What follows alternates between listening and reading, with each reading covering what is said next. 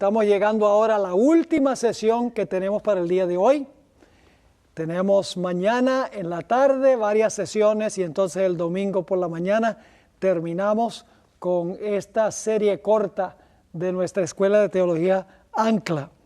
Vamos a comenzar nuestro estudio sobre los 144,000 y lo vamos a hacer yendo al sílabo a la página número 87. Ustedes notan que son 203 páginas y en los primeros 6 temas cubrimos 87. Así que vamos a ver hasta dónde nos lleva el tiempo. Empecemos con un par de citas introductorias del espíritu de profecía. En Mensajes Selectos, tomo 1, página 174, la sierva de Dios hace una declaración muy interesante. Dice así, hablando del Señor, dice, no es su voluntad que entren en controversia sobre asuntos que no les ayudará espiritualmente, tales como ¿quiénes pertenecerán a los 144,000? No cabe duda que los escogidos de Dios sabrán esto muy pronto.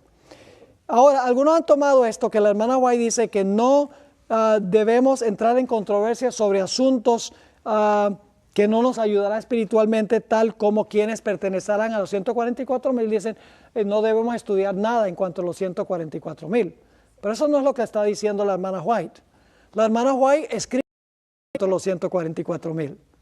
Es decir, ella no dijo, debemos quedar en cuanto a este tema. Lo que ella está diciendo en esta cita es que nosotros no debemos especificar qué individuos exactamente van a estar en este grupo. Este sí, ese no, posiblemente aquel, yo voy a estar, pero aquel no va a estar. No, no podemos saber quiénes específicamente van a pertenecer a ese grupo, pero sí podemos saber cuándo va a existir ese grupo, las características que va a tener ese grupo. Ahora, ciertamente la hermana White no está diciendo que no podemos saber cuándo vivirán, porque ella nos dice que debemos luchar con todas las fuerzas que Dios nos ha dado para estar en ese grupo. Esta cita la encontramos en la Review and Herald, marzo 9, 1905.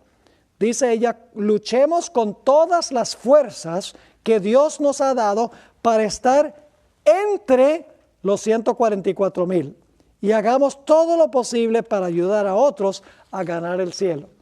Debemos luchar con todas las fuerzas que Dios nos ha dado para estar en ese grupo si estamos vivos cuando Cristo venga, obviamente. Ahora necesitamos hacernos algunas preguntas en cuanto a los 144,000. Y vamos a esbozar ahora esas preguntas, no las vamos a preguntar todas, pero tienen material en el sílabo contestando todas estas preguntas.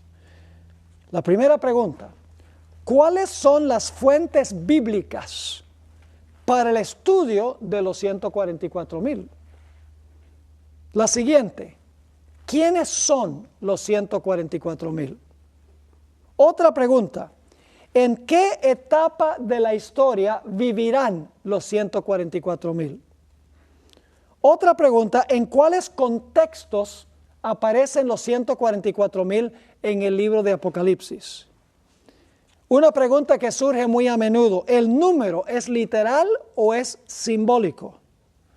Otra pregunta, ¿qué significa el hecho de que son vírgenes? ¿Será que nunca se casaron? En ese caso, muchos estamos excluidos. La siguiente pregunta, ¿en qué sentido son las primicias del Cordero? ¿Son primicias en términos temporales, es decir, por ser los primeros, o en términos de calidad? Es decir, ¿son de primera calidad o son primeros en lo que respecta a tiempo? Siguiente pregunta, ¿qué es el sello que recibirán los 144,000 en sus frentes? Otra pregunta, ¿se compondrá este grupo de judíos literales de las 12 tribus literales de Israel? Otra pregunta, ¿qué relación existe entre los 144,000 y la gran muchedumbre que nadie podía contar? La siguiente pregunta, ¿por qué están los nombres de las 12 tribus inscritos en las puertas de la Nueva Jerusalén? Otra pregunta, ¿por qué faltan las tribus de Dan y Efraín en la lista? La penúltima pregunta, ¿qué relación existe entre los 144,000 y los que salen del sepulcro en la resurrección especial? Y una última pregunta, ¿pertenecerán Elena White y Hastings en ese grupo? Porque la hermana White habló de una hermana Hastings, dijo, no se preocupe, le dijo al esposo, su esposa está sellada y estará con los 4,000, pero murió. Ahora es interesante notar la conjunción que usó la hermana White. La hermana White no dijo que iba a estar entre los 144,000, sino que la hermana Hastings iba a estar con los 144,000, que la conjunción es muy importante. Ahora, aún más importante, hay dos preguntas. Hemos hecho una serie de preguntas, pero hay dos que son las más importantes. ¿Cómo será el carácter de los 144,000? Porque si vamos a estar en ese grupo, vamos a necesitar tener el carácter. Y una segunda pregunta, ¿cómo pudieron desarrollar un carácter así? ¿Cuál es el carácter y cómo desarrollaron el carácter? Muchas personas vienen y dicen, pastor, queremos saber si el número es literal o es simbólico. Y entonces yo le digo, bueno, yo tengo muchas evidencias de que el número es simbólico, pero en realidad no importa. Porque al fin y al cabo, cuando lleguemos allá lo vamos a saber. Lo importante es que si tú estás vivo, mejor estés en ese grupo, porque si no estás en ese grupo, estás... Así que yo voy a darles razones por las cuales creo que el número es simbólico. Pero ese no es el punto importante. El punto importante es su carácter y cómo pudieron desarrollar esa clase de carácter. Ahora, hay varias fuentes de estudio para los 144,000, para estudiar el tema de los 144,000. Vamos a mirar eso, en primer lugar, del libro de Apocalipsis. El número específico, 144,000, aparece tan solo 2 veces en el libro de Apocalipsis. En Apocalipsis 7, 1 al 8 y Apocalipsis 14, 1 al 5. Pero el aparece en 2 otros lugares del libro. Así es que el libro de Apocalipsis presenta 4 retratos de los 144,000 y cada uno tiene un énfasis distinto. 2 veces se menciona solo el número. Las otras 2 veces claramente está hablando del mismo grupo, aunque no se menciona específicamente el número. Cada una de las 4 veces tiene un énfasis distinto. Vamos a ver eso.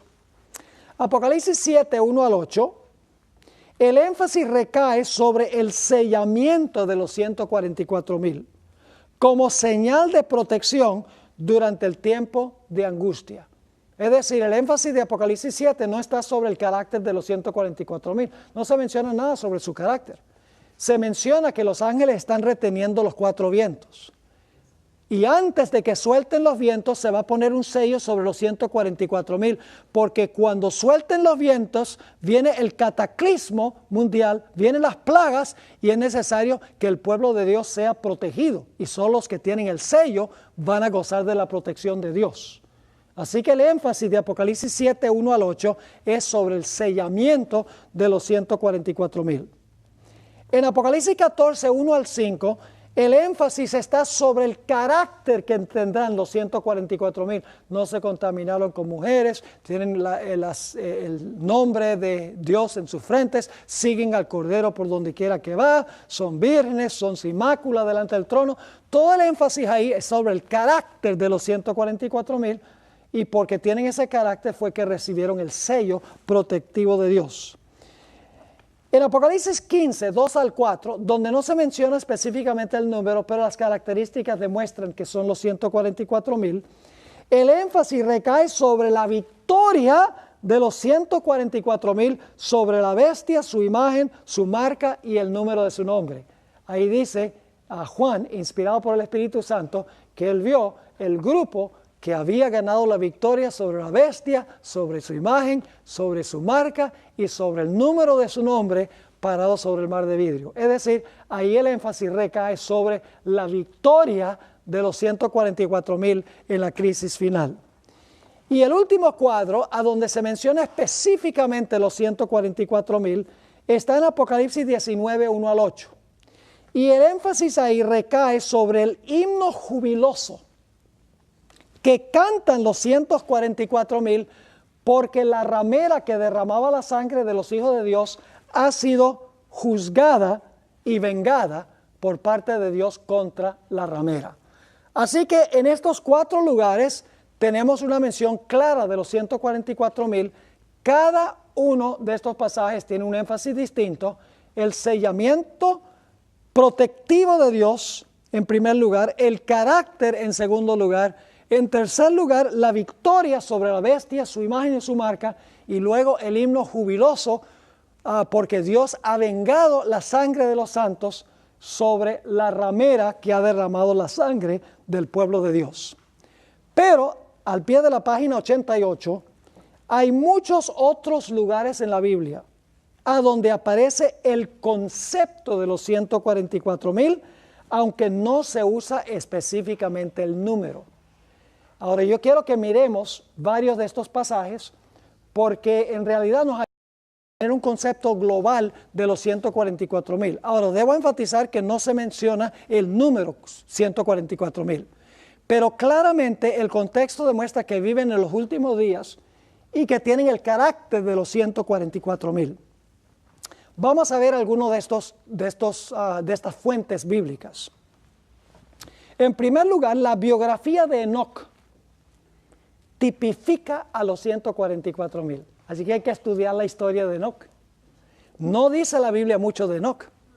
Dice que tuvo fe, dice que caminó con Dios. Hay varias características que se dan de Enoc, y fue trasladado al cielo de entre los vivos. Es decir, nos ayuda a entender los 144,000, porque Enoc es un símbolo de los 144,000. Quiero leerles solo un par de citas donde el espíritu de profecía enfatiza este punto. Al pie de la página 89, ojalá que ustedes lean todas estas citas, son tremendas estas citas. Al pie de la página 89 nos dice: por medio de santos ángeles, Dios reveló a Enoc su propósito de destruir al mundo mediante un diluvio. Y también le hizo más manifiesto el plan de la redención. Mediante el espíritu de profecía, lo llevó a través de las generaciones que vivirán después del diluvio, y mostró los grandes eventos relacionados con la segunda venida de Cristo. Ahora, quiero leer la última cita que encontramos en la página 90. Dice en la última cita: Enoc fue tentado como nosotros. Vivió en medio de una sociedad que no era más amiga de la justicia que la nuestra. La atmósfera que respiraba estaba contaminada de pecado y corrupción, como la nuestra. No obstante, vivió una vida santa. Los pecados que prevalecían en la época en que vivió no lo mancillaron. Ahora escuchen la aplicación. Del mismo modo, nosotros podemos mantenernos puros e incorruptos. Enoc representaba a los santos que han de vivir en medio de los peligros y las corrupciones de los últimos días. Fue trasladado al cielo gracias a su fiel obediencia a Dios. De esa misma manera, escuchen la comparación ahora, de esa misma manera serán trasladados los fieles que estén vivos, y que encontramos esa expresión, que estén vivos y queden, en 1 de Tesalonicenses 4. Luego, los que vivimos, los que quedamos. Entonces captamos que los 144,000 son los que van a estar vivos cuando el Señor Jesucristo regrese. ¿Les quedó claro ese punto? ¿Vale la pena entonces estudiar en el espíritu de profecía la vida de Enoc? Nos ayuda muchísimo para entender qué clase de carácter tenía Enoc y cómo formó Enoc ese carácter. La hermana White dice que después tuvo su primer hijo. ¿Cómo se llamaba el hijo? Matusalén. cuando muera será enviado, significa ese nombre. Y murió el año que vino el diluvio. Exacto, su nombre era una profecía. Y fíjense que la hermana White dice que cuando tuvo a Matusalén, dice fue que se acercó más y más a Dios. Porque ahora que tenía un hijo podía entender a Dios como padre mucho mejor. Y dice que finalmente se acercó tanto en su comunión con Dios, que Dios le dijo, mire Enoc, ya tú no eres de allá, tú eres de aquí. De nada vale que tú te quedes allá. Vente acá y caminamos por la calle de la Santa Ciudad. Esa es la condición en la cual deben encontrarse aquellos que van a ser trasladados de entre los vivos, la clase de carácter que deben tener. Así que si quieren ampliar su conocimiento de los 144,000, estudien la vida de Enoc. La Biblia no dice mucho, pero el Espíritu de Profecía tiene muchas cosas interesantes sobre Enoc. Otra fuente que encontramos en la página 91 es el ministerio de Elías. Ilustra la experiencia de los 144,000. Y ustedes dicen, ¿cómo es eso? Yo pregunto, ¿qué pasó con Elías al final de su vida? ¿Murió Elías? ¿Murió la primera muerte? No, no murió. Fue trasladado al cielo, ¿cómo? De entre los vivos. Y escuchen bien, hay que estudiar toda la historia de Elías. No se trata solamente de estudiar la vida de Elías, hay que estudiar todos los protagonistas que están en la historia con él. ¿Quiénes son los protagonistas en la historia de Elías? Hay un rey, Acab, con un carácter fácilmente influenciado. Había también en la historia una ramera. Lo dice la Biblia, era una ramera.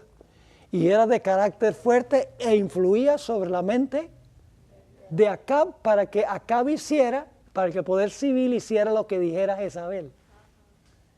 Y luego estaban los ayudantes de Jezabel que extendían su religión, que eran los falsos profetas de Baal. Y lo que imponían era la adoración a Baal, el dios Sol.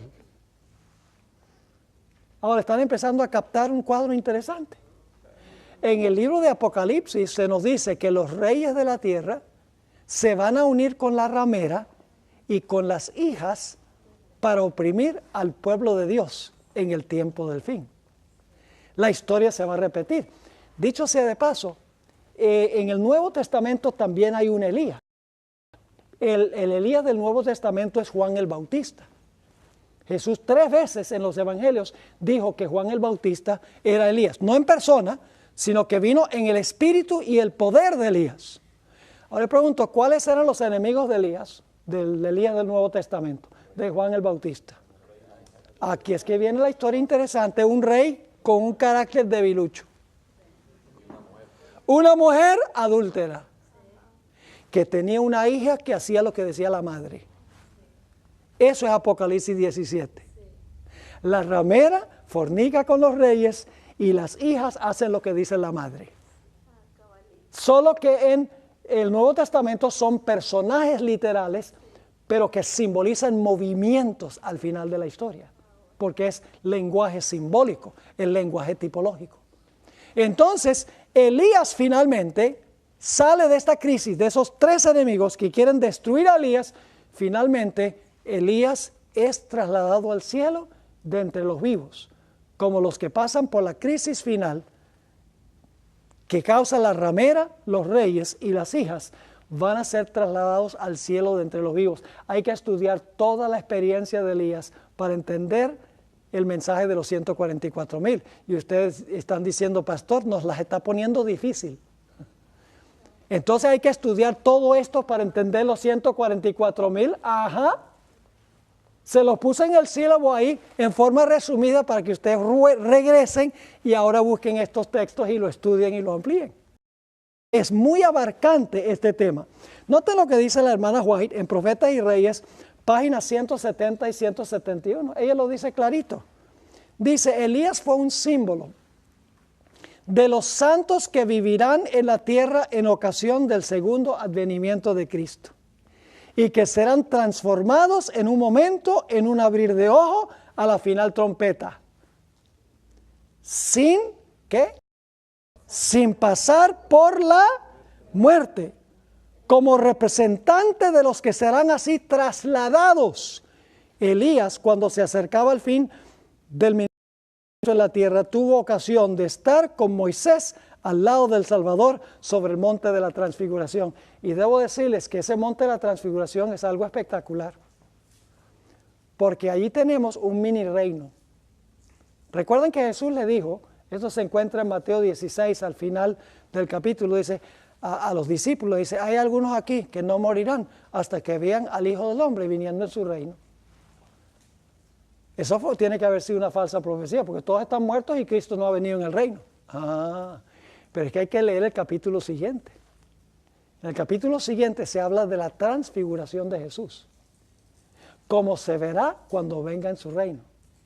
Dice que le brillaba el rostro como el sol, sus mantos se volvieron blancos como la luz.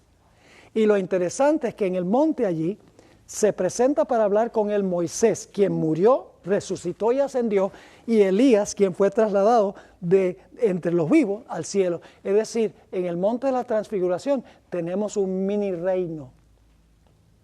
Tenemos a Cristo Jesús y tenemos los que van a morir y para ir al cielo y los que van a ser trasladados de entre los vivos. En el monte de la transfiguración tenemos un reino en miniatura. Y algunos de los que estaban presentes allí vieron a Jesús venir en su reino en el monte de la transfiguración. Y la Biblia dice quiénes eran esos algunos. Pedro, Santiago y Juan fueron los únicos de los discípulos que Cristo llevó a la cima del monte. Vieron a Jesús viniendo en su reino, como se verá cuando venga en su reino. Y su reino está compuesto de los que mueren en Cristo y resucitan y de los que serán trasladados de entre los vivos. Entonces hay que estudiar también el monte de la transfiguración para entender sobre los 144,000. Otro pasaje que hay que estudiar es el de Ezequiel 9, 1 al 6. Ese es el trasfondo de Apocalipsis del capítulo 7. Ahí dice que hay un ángel con una escritura de escribano y va a pasar por en medio de la ciudad de Jerusalén. ¿Quiénes vivían en Jerusalén? ¿Los paganos o los que profesaban servir a Dios? Los que profesaban servir a Dios. Este sello se va a colocar solo a los que están en la ciudad que profesan a Dios. Dice, pasa por en medio de la ciudad y pon una marca en la frente de todos aquellos que claman y gimen por las abominaciones que se hacen en la tierra. Y luego dice, después que selles en la frente a aquellos que claman y gimen por las abominaciones que se hacen en la tierra. ¿Y saben cuál era la peor abominación? En el capítulo 8 lo dice, inmediatamente antes de poner el sello, en el capítulo 8 dice que había 25 varones y le estaban dando la espalda al templo y estaban mirando hacia el oriente y estaban adorando al sol. La más grande abominación que estaba siendo cometida entre el pueblo de Dios. Yo pregunto, ¿tiene eso algo que ver con la iglesia al final de la historia?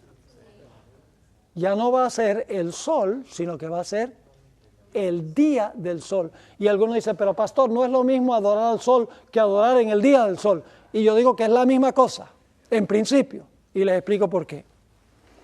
¿Quién creó el sol? Dios. ¿Para qué lo creó?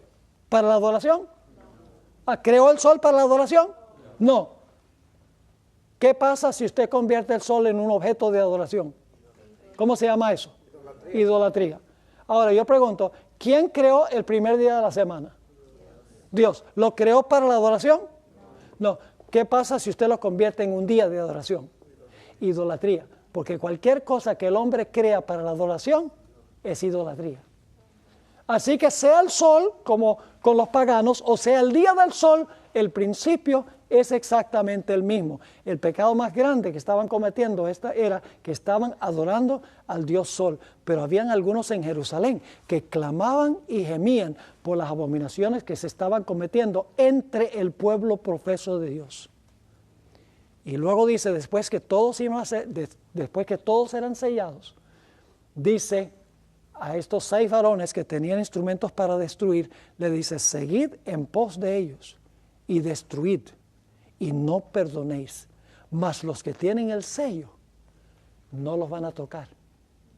El sello tenía el propósito de proteger a los fieles de Dios que clamaban y gemían en medio de la destrucción que se iba a realizar. Yo pregunto, ¿será ese el trasfondo de Apocalipsis 7? Obviamente que sí. Apocalipsis 7 habla de retener los vientos y luego dice que cuando el sello es colocado, los vientos se sueltan y viene la destrucción. Pero los que tienen el sello no serán ¿qué? No serán destruidos. Ahora vamos a la siguiente página, página 92. Te dice, está volviendo abarcante esto, pastor. La Biblia tiene mucho que decir en cuanto a los 144,000 y la generación final. Joel 2 y 3. Fundamental para comprender los 144,000. Y Apocalipsis 14, 14 al 20, hay que relacionarlo con Joel 2 y 3. Ahora, no voy a cubrir más sobre eso ahora porque eso lo vamos a mirar en clases subsiguientes. El Salmo 15 ahí se describe el carácter de los que estarán en el santo monte de Dios. ¿A dónde están parados los 144,000? En el monte de Sión, el monte santo de Dios.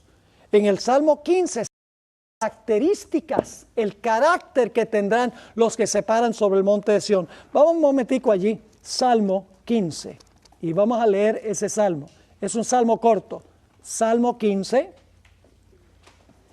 dice, y fíjense la pregunta que surge al comienzo del capítulo. Jehová, ¿quién habitará en tu tabernáculo? ¿Quién morará en tu santo monte? ¿Ven la pregunta? Es parecida a la pregunta con que termina Apocalipsis 6. El gran día de su ira ha venido, ¿y quién podrá estar firme? Aquí se pregunta, en el Salmo 15, ¿quién habitará en tu tabernáculo? ¿Quién morará en tu monte santo? Fíjense la respuesta. El que anda en integridad y hace justicia, y habla verdad en su corazón. En Apocalipsis dice que no fue hallado engaño en su boca, los 144,000. El que no calumnia con su lengua, ni hace mal a su prójimo, ni admite reproche alguno contra su vecino. Aquel a cuyos ojos es vil el menospreciado, pero honra a los que temen a Jehová. El que aun jurando en daño suyo, por eso no cambia. Quien su dinero no dio a usura, es decir, no es codicioso, ni contra el inocente admitió cohecho. Y luego vienen las palabras, el que hace estas cosas no resbalará jamás. ¿Quién podrá estar? Los que tienen estas características del Salmo 15. Noten el Salmo 24. Otro pasaje que habla de los 144,000. Y esta es la ascensión de Jesús, pero Jesús va a ascender más adelante con su pueblo también. Así que se aplica a la ascensión al final de la historia. Dice en el Salmo 24:3, ¿quién subirá al monte de Jehová? ¿Y quién estará en su lugar santo? El limpio de manos y puro de corazón. El que no ha elevado su alma a cosas vanas, ni jurado con engaño. Él recibirá bendición de Jehová y justicia de Dios, del Dios de salvación. Tal es la generación de los que le buscan, de los que buscan tu rostro, oh Dios de Jacob. Nuevamente el énfasis sobre el carácter de aquellas personas que serán fieles. Hay muchos otros textos. Tenemos que estudiar también la historia de Daniel 3. La historia de Daniel 3 ilustra la experiencia de la generación final. ¿Recuerdan ustedes la experiencia de Daniel 3? Se cumple el 13. Y el rey Nabucodonosor, quien por un tiempo vivió como bestia, literalmente, levantó una imagen. Mandó a todos a adorar la imagen. Y cualquiera que no adorara la imagen debía ser muerto. Eso es Apocalipsis 13. Ahí habla de la bestia levanta una imagen. Manda a todos que adoren la imagen. Y cualquiera que no adora la imagen se pronuncia contra él un ¿qué? Un decreto de muerte. La ampliación de Daniel 3 se encuentra en Apocalipsis 13, solo que en Daniel 3 el cumplimiento es allá en lo que es hoy Irak, un lugar geográfico allí, una imagen literal, Babilonia literal, un horno de fuego literal, pero todos esos aspectos literales del Antiguo Testamento cobran un significado simbólico y mundial al final de la historia. El horno es el tiempo de angustia, el tiempo de aflicción. La imagen de la bestia es lo que levanta a los Estados Unidos, un reflejo del papado, uniendo la iglesia y el Estado. La bestia ya no es un personaje que se porta como bestia, sino que representa un sistema, el sistema romano, el sistema católico. La marca ya no es un tatuaje, la marca es una señal espiritual. Es decir, lo que es literal y local llega a tener un significado global y espiritual en el futuro. ¿Me están entendiendo el principio? Así que hay que estudiar Daniel 6 también. Cuando Daniel fue echado al foso de los leones. Es un de los que van a subsistir en el mundo al final de la historia. Se dará un decreto de muerte en contra de ellos. Quiero leerles esta cita de Profetas y Reyes, página 376, que se encuentra en la mitad de la página 92. Como en los días de Sadrach, Mesach y Abednego, en el periodo final de la historia de esta tierra, el Señor obrará poderosamente en favor de aquellos que se mantengan firmemente por lo recto. Fíjense, está comparando allá con el final. El que anduvo con los notables hebreos en el horno de fuego, acompañará a sus seguidores donde quiera que estén. Su presencia constante los y sostendrá. En medio del tiempo de angustia, cual nunca hubo desde que fue nación, sus escogidos permanecerán inconmovibles. Satanás con toda la hueste del mal no puede destruir al más débil de los santos de Dios. Los protegerán ángeles excelsos en fortaleza, y Jehová se revelará en su favor como Dios de dioses, que puede salvar hasta lo sumo a los que ponen su confianza en él. Lo que pasó, pasó. Así como Daniel y sus amigos tuvieron una fe inconmovible, le dijeron al rey, los tres jóvenes dijeron, ahora nosotros no tenemos que pensar este asunto, ya lo tenemos pensado. El Dios a quien nosotros servimos nos puede librar de los humanos, nos librará, pero si no nos libra, igual somos leales a Dios. Lamentablemente hoy en día la gente sirve a Dios porque Dios les derrama todo lo que es bueno. Pare de sufrir. El mensaje, pare de sufrir. Dice, siembra una semilla financiera en mi ministerio y entonces ahora vas a prosperar y te vas a volver rico y vas a dejar de sufrir. ¡Qué maravilloso! Y la gente se come el cuento. Ahora yo pregunto, cuando el sufrimiento viene? Los que creen que Dios quiere que paremos completamente de sufrir, van a caer en un instante, en un momento, porque no han desarrollado la fe necesaria para pasar por las terribles crisis de la vida. Debemos agradecerle a Dios por los golpes de la vida, mis queridos hermanos y hermanas. Debemos agradecerle a Dios por las tribulaciones y las penas y las dificultades que tenemos, porque estas nos son permitidas para que desarrollemos una fe inquebrantable. Las pruebas aumentan nuestra fe, no son para romper nuestra fe, sino que son para aumentar nuestra fe. Otra historia que encuentran aquí, y esta la vamos a estudiar en detalle en nuestro primer tema de mañana en la tarde, Éxodo 14, espectacular.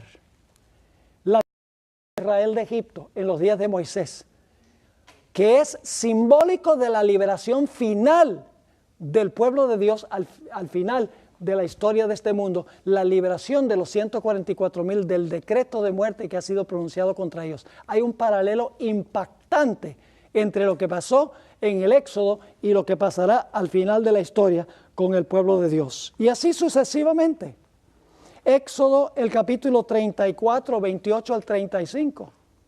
Eso claramente se está aplicando al tiempo del fin. Zacarías 3, ¿recuerdan la experiencia de Josué y el ángel? Donde Josué está parado con harapos delante de Jehová. Y entonces está al lado de él acusándolo a Satanás, diciendo, este es inmundo, etc. Y entonces el ángel de Jehová dice, quiten las vestiduras viles y vístanlo de gala. La hermana White en Profetas y Reyes dice que eso se aplica a las últimas etapas del juicio investigador en el santuario celestial, cuando las vestiduras viles le serán quitados al pueblo de Dios y serán vestidos de gala, listos para pasar por el tiempo de angustia y para ser rescatados victoriosamente por Jesús cuando Él regrese. Y tenemos Malaquías 3, 1 al 5, Isaías 33, 12 al 17. Vamos un momentico allá a Isaías 33. Isaías 33 y el versículo 12 hasta el versículo 17. Y ustedes van a ver inmediatamente aquí una conexión interesante con los 144,000 por una pregunta especial que se hace aquí. Isaías 33 y empezando en el versículo 12. Y los pueblos serán como cal quemada, como espinos cortados serán quemados con fuego. Oíd los que estáis lejos, lo que he hecho, y vosotros los que estáis cerca, conoced mi poder. Los pecadores se asombraron en Sión, espanto sobrecogió a los hipócritas. Y ahora fíjense esta pregunta interesante. ¿Quién de nosotros morará con el consumidor? ¿Quién de nosotros habitará con las llamas eternas? Ahora, es interesante que el mundo cristiano dice que van a encontrarse en el fuego son los malos y se van a quemar para siempre. Eso dicen los evangélicos y los pentecostales. Dicen, Cristo va a echar a los impíos al fuego y los impíos se van a estar ardiendo y quemándose y gritando por toda la eternidad en el fuego. Pero la Biblia enseña que los que van a vivir en el fuego no son los malos, sino los buenos. Y dice, ¿cómo? ¿Verdad? Bueno, vamos a leerlo. Los malos no pueden vivir en el fuego, porque el fuego los consume, porque no tienen un carácter a prueba de fuego. Los únicos que pueden habitar con Dios, que es un fuego consumidor, son aquellos que tienen un carácter a prueba de fuego. Ahora fíjense la respuesta a esta pregunta. Isaías 33, la última parte del versículo dice, ¿quién de nosotros morará con el fuego consumidor? ¿Quién de nosotros habitará con las llamas eternas? Ahora viene la respuesta. El que camina en justicia y habla lo recto. El que aborrece la ganancia de violencias. El que sacude sus manos para no recibir cohecho. Los mexicanos le dicen mordidas. El que tapa sus oídos para no oír propuestas sanguinarias. El que cierra los ojos para no ver cosa mala. ¿Quiénes son los que van a vivir en medio del fuego consumidor y las llamas eternas? Los justos, no los impíos. Los impíos no pueden, el fuego los va a consumir. Ahora escuchen bien. El fuego es eterno, pero lo que consume el fuego no es eterno. Y usted dice, ¿por qué es que el fuego es eterno? Porque la Biblia dice que el fuego es la gloria de Dios. En Éxodo el capítulo 24 dice que el fuego en la cima del monte Sinaí era la gloria de Dios. Es decir, el fuego que consume a los impíos es eterno porque Dios tendrá su gloria eternamente. Pero lo que el fuego consume no es eterno. Entonces cuando leen textos que dicen que los impíos irán al fuego eterno, dicen, ¡ay! Van al fuego, van a estar quemándose para siempre. No, ellos no son eternos, lo que es eterno es el fuego que los quema. ¿Están entendiendo lo que estoy diciendo? Y el fuego, después que se apaguen, el fuego sigue quemando. El fuego, la gloria de Dios sigue ardiendo, pero el pueblo de Dios morará en medio del fuego porque tendrán un carácter a prueba de fuego. Y hay una ilustración bíblica que nos muestra esto en toda su gloria. Daniel, los tres compañeros de Daniel, en Daniel el capítulo 3. ¿Qué sucedió cuando ellos le dijeron al rey, mira rey, nosotros no tenemos que pensar esto. El Dios a quien nosotros servimos nos puede librar y de tu mano nos librará. Pero si Dios decide no librarnos, igual nosotros somos leales a Dios. Nosotros no vamos a adorar tu imagen. Olvídate de eso. Y como dicen los puertorriqueños, el rey se enfogonó. El rey dijo, así es la cosa. ¿Ustedes creen que son gran cosa? Allá les espera el horno, miren. Calentado 7 veces más que jamás. ¿Y qué Dios los va a librar a ustedes? Y los 3 muchachos, el Dios a quien nosotros servimos nos va a librar. Y fueron echados al horno. Y empezaron a pasear como si estaban en un jardín. Lo único que se consumió fueron las sogas con las cuales fueron amarrados. Se consumieron las sogas y empiezan a caminar ahí adentro, a pasear y tal vez silbando. Y entonces el rey Nabucodonosor, mire, dice, ¿no echamos nosotros a 3 ahí en el horno? ¿Cómo es que yo veo, no que veo 4 y el cuarto se parece al Hijo de Dios? Y él dice, ¿cómo sabía Nabucodonosor qué apariencia tenía el Hijo de Dios? La hermana White dice que Daniel se lo había explicado antes. Porque es el ángel, Jesús era el ángel de Jehová, el mensajero de Jehová en el Antiguo Testamento. Y Daniel lo había visto en visión. Así que Daniel le dice, mira, déjame decirte cómo es el Hijo de Dios. Ya le había descrito. Y ahora Nabucodonosor lo ve y dice, ¡wow! El Hijo de Dios está allá adentro. Y entonces manda a sacar a los 3 jóvenes del horno. Los 3 jóvenes tenían un carácter a prueba de fuego. Pero ese era un fuego humano. Pero aquellos que se salven tendrán un carácter a prueba de fuego eterno. Estarán en las llamas, pero el fuego no los consumirá.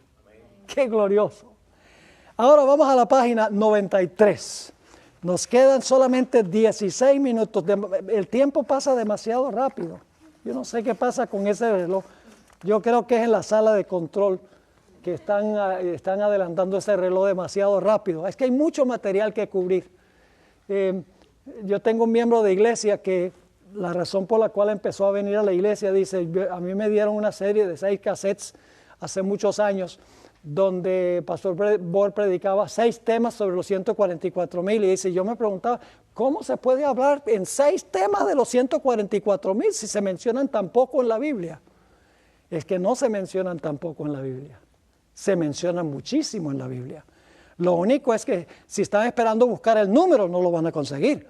Pero el concepto de aquellos que van a vivir al final de la historia está en la historia de Daniel 3, está en Ezequiel 9, está en la historia de los 3 jóvenes en el está en la historia del éxodo de Israel de Egipto, que es lo que vamos a estudiar mañana en la tarde. Una abundancia de textos que tratan sobre el tema de los 144,000. Ahora vamos a mirar las características de los 144,000. Y no creo que vamos a poder terminar esta lista. Continuaremos mañana. Vamos a anotarlas una característica por una. Tienen el nombre del Padre de Jesús sobre sus frentes. ¿Quién tiene control de su lóbulo frontal? Dios tiene control de su lóbulo frontal. Ahora pregunto esto. ¿Una persona que posee su mente posee todo el ser? Sí, Señor. Si Dios posee tu mente, Dios te posee completamente a ti, porque el que posee la mente posee también la conducta. Tener el nombre de Dios en la frente significa tener su carácter. El nombre en la Biblia es un indicio del carácter. ¿Qué está tratando Satanás de poseer? La mente. Por eso ha inventado música mundana. Por eso ha inventado películas mundanas. Por eso ha inventado novelas, videos, drogas y alcohol que afectan directamente el cerebro. Porque Él no quiere que la gente se pueda comunicar directamente con Dios. Porque Él sabe que si puede poseer la mente, puede poseer todo el ser. El carácter se forma en el lóbulo frontal. Ahí es que se toman las decisiones para vida o para muerte. El nombre de Dios está escrito ¿dónde? En sus frentes. La segunda característica. Entonan el cántico de Moisés y del Cordero.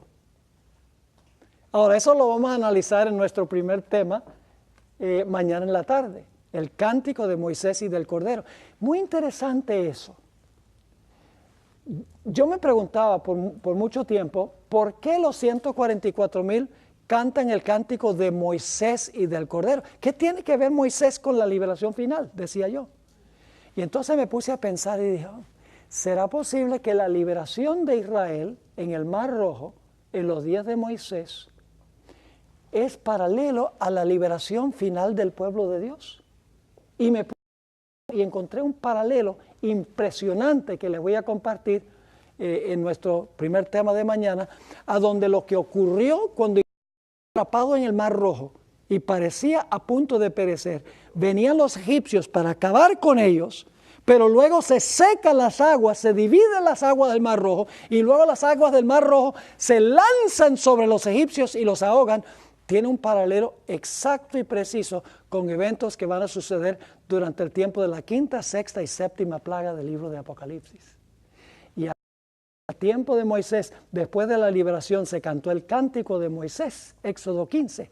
Al final, como es paralelo el evento, se va a cantar el cántico de Moisés y del Cordero. Es tipología bíblica. Ahora, dice que solamente los 144,000 pueden aprender ese himno. ¿Qué significa eso? Que solamente los 144,000 pueden aprender ese himno, el cántico de Moisés y del Cordero. Les explico. No es que otras personas no pueden entender el himno o que no lo puedan cantar. Pero en realidad no lo pueden cantar de la misma forma como los 144,000 porque el himno es el himno de su propia experiencia. Por ejemplo, ¿ustedes creen que un ángel puede cantar el himno comprado con sangre por Cristo? Al cielo con gozo yo voy. ¿Un ángel puede cantar ese himno? Sí, sí lo puede cantar. ¿Cómo no? Claro que lo puede cantar. ¿Ustedes creen que lo puede entender un ángel, ese himno? Sí. ¿Pero es el canto de su experiencia? No. Tenemos otro ejemplo. Los Negro Spirituals, las canciones que cantaban los negros cuando eran esclavos. Compusieron muchos himnos, por ejemplo, Swing low, sweet chariot, coming for to carry me home. Mire, yo he escuchado cuartetos de blancos, esos no saben cantar, pero los cuartetos de los negritos, óigame, esa gente lo canta con gusto, porque es el canto de su experiencia. La experiencia por la cual ellos han pasado y otros no han pasado. ¿Me están entendiendo? Los 144,000 son los únicos que pueden cantar el cántico de Moisés y del Cordero porque es el cántico de su experiencia, una experiencia que no ha tenido ninguna otra generación en la historia del mundo. Próxima característica, tienen el sello escatológico de Dios. Escatológico significa final, el sello final de Dios. Y vamos a analizar en uno de los temas que vamos a trazar antes de terminar esta clase, ¿qué es el sello de Dios? Porque la Biblia parece ser contradictoria. Y la hermana White parece ser contradictoria. Digo, parece. No son contradictorios. Por ejemplo, hay textos en la Biblia donde dice que el sello de Dios es el Espíritu Santo. Y hay otros textos donde claramente se dice que el sábado es la señal. La hermana White también tiene citas donde dice que el Espíritu Santo es el sello y tiene textos a donde la hermana White dice que el sello es el sábado. Entonces uno dice, bueno, ¿y cómo uno entiende eso? ¿Qué es? ¿Es el Espíritu Santo o es el sábado? En realidad vamos a encontrar que son ambas cosas. Hay que saber relacionarlas una con la otra.